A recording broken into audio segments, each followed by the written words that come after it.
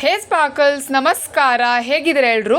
ಇವತ್ತು ನಿಜ ಹೇಳ್ತಿದ್ದೀನಿ, ಕಾಲೇಜ್ಗೆ ಹೋಗಿ ಚೂರು ಮನಸ್ಸಿಲ್ಲ. ನಾನು ಡಿಸೈಡ್ ಮಾಡ್ಕೊಂಡಿದ್ದೆ ಹೋಗಬಾರ್ದು ಅಂತ, ಬಟ್ ಪ್ರಾಕ್ಟಿಕಲ್ ಇದೆ ಅನ್ನೋ ರೀಸನ್ಗೆ ಹೋಗ್ತಾ ಇದ್ದೀನಿ. ಸೈಡಲ್ಲಿ ವೈಟಾಗಿ ಕಾಣಿಸ್ತಿರೋದು ನನ್ನ ಫೋನ್ ಡಿಸ್ಪ್ಲೇ ಹಾಳಾಗೋಗಿದೆ, ಅದಕ್ಕೆ. So please ignore. ನಾನು ಇವ್ರ ಜೊತೆ ಅಂಗಡಿಗೆ ಹೋಗೋ ರೀಸನ್ ಏನು ಗೊತ್ತಾ? ಇದು ಸಿಗುತ್ತೆ. ಇದಕ್ಕಿಂತ ಜಾಸ್ತಿ ಇನ್ನೇನು ಹೇಳು? ಏನಾದರೂ ತಿಂಡಿ ಸಿಗ್ತಾ ಇರಬೇಕು, ನಾವು ಲೈಫಲ್ಲಿ ಆರಾಮಾಗಿ ಇರ್ತಾ ಇರಬೇಕು.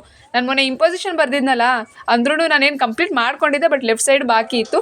ಅದನ್ನು ಇವಳ ಕೈಯಲ್ಲಿ ಮಾನ ಮರ್ಯಾದೆ ಬಿಟ್ಟು ನಾನು ಬರ್ಸ್ಕೊತಿದ್ದೀನಿ. ಎಷ್ಟು ಗ್ರೇಟ್ ಅಲ್ವಾ ನಾನು?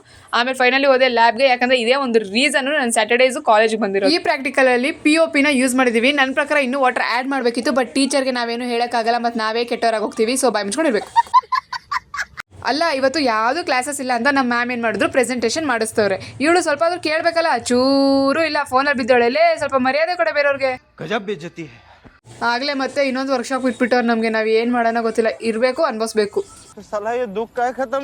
ಒಂದು ಫ್ರೀ ಅಡ್ವೈಸ್ ಕೊಡ್ತಿದ್ದೀನಿ ಸ್ಪಾರ್ಕಲ್ಸ್, ತಗೊಳ್ಳಿ. ಸ್ಯಾಟರ್ಡೇಸು ಯಾವತ್ತೂ ಅಷ್ಟೇ ಸಪ್ತಗಿರಿ ಕಾಲೇಜ್ ಬಸ್ ಸ್ಟಾಪಲ್ಲಿ ಇರಲೇಬೇಡಿ. 1 ಗಂಟೆಗೆ ನೀವು ಬಸ್ಸಿಗೆ ವೆಯ್ಟ್ ಮಾಡಿದ್ರೆ 3 ಗಂಟೆ ಬಸ್ ಹತ್ಕೊಂಡು ಹೋಗ್ಬೇಕಾಯ್ತದೆ.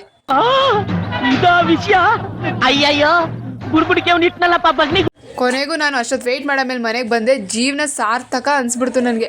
ಅಂದ್ರೂ ಮನೆಗೆ ಬಂದಿದ ತಕ್ಷಣ ನಂಗೆ ಚಿಕ್ಕು ಸಿಕ್ಕಿದ್ಲು, ಅದಕ್ಕೆ ಎಷ್ಟು ಖುಷಿ ಆಯಿತು ಗೊತ್ತಾ? ನಿಮಗೂ ಸಹ ನಾನು ಅವಳನ್ನ ತೋರಿಸಿ ತುಂಬ ದಿನ ಆಯಿತು. ನೋಡಿ ಹೆಂಗಿದ್ದಾಳೆ, ಚೆನ್ನಾಗಿದ್ದಾಳಲ್ವಾ, ಮುದ್ದಾಗಿ.